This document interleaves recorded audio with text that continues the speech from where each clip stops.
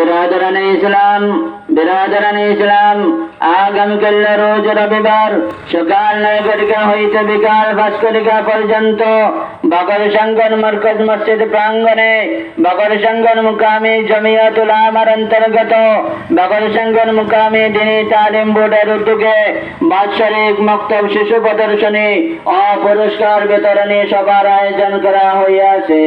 উক্ত সভায় সভাপতিত্ব করিবেন হযরত মাওলানা আব্দুল জব্বার সাহেব, সভাপতি অত্র দিনী তালিমি বোর্ড।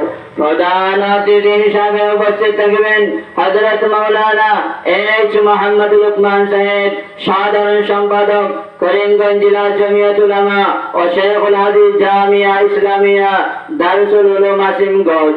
মুখ্য অতিথিবৃন্দ হিসাবে উপস্থিত থাকবেন হযরত মাওলানা তাহির আহমদ সাহেব, সাধারণ সম্পাদক করিমগঞ্জ জেলা দিনী তালিমি বোর্ড ও মুদাররিস মারকাজুল উলুম বাংলা শরীফ মাদ্রাসা।